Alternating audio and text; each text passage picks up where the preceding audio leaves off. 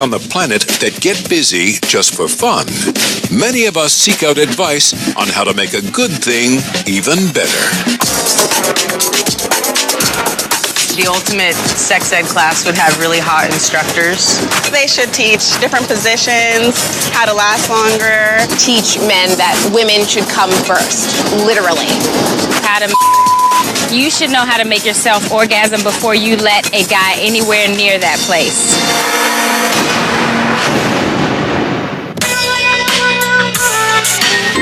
Getting good sex advice can be tricky, especially if you find yourself in England in the 1800s. Even Queen Victoria couldn't do better than lay back and think of England.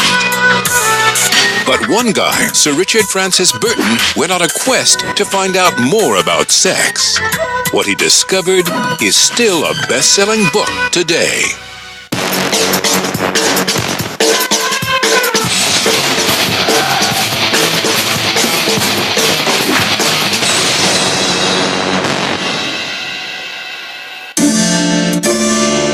The official culture of the late Victorian age is very repressed, extremely buttoned down. There was very little sexual education for the Victorians, and particularly for women, but also for men. Your average Victorian person had so many misconceptions and confusions about sexuality. And yet, each age, each generation has its few individuals who are able to move things forward in a way. Enter Sir Richard Francis Burton. Burton was not your typical Victorian. Richard Burton was an early sexologist. He felt that the English were not open enough about sexuality. He felt that they didn't know enough about sexuality, they didn't talk about it enough.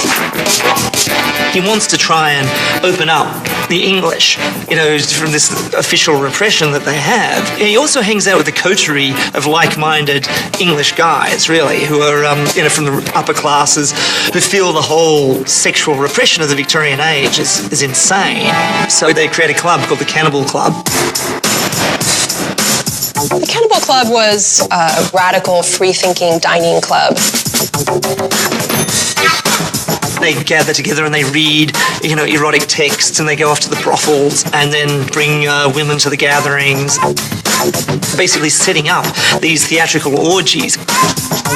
Another thing that the Cannibal Club did, which I think is so wonderful, is that they actually wrote pornography together in a kind of round-robin style, right? So one person would write, maybe a page of a pornographic narrative and then pass it on to another person who'd write more. And so they actually wrote pornography together. Despite the Cannibal Club's debauched fun, Burton is going stir-crazy. Richard Burton gets really disgusted with English culture. He felt like it was dark and dreary, and he quickly wanted to travel to places that were more free and where there was a stronger sense of liberty. He was this sexually obsessed sort of guy. He obviously had a healthy libido, and he saw, as many people did, travel and sex as intertwined. There are various reasons why people took appointments in the empire. One might have been to get away from the bad food or the bad weather, but getting away from the bad sex, that's the real reason for many men. He sets out on a global quest to find out the secrets of sex. Richard Burton is an extraordinary character. He speaks a dozen languages. He's an explorer. He's an adventurer. He was a cartographer. He was a poet. He was a falconer. But he's also this sexual advocate. Using every trick at his disposal, he goes where no Victorian has gone before. He would sometimes disguise himself and color his skin with sort of walnut juice and make his skin darker so that he could sort of penetrate these other cultures and find out things that Englishmen would not be able to find out. They're traveling to Singapore, they're traveling to Japan, they're traveling to China and India, and they're discovering that it's a sexual cornucopia. The stuff that was coming back from India boggled their imaginations. Coming up. The Kama Sutra was very popular in India and other Eastern societies, and this was something that Burton felt that the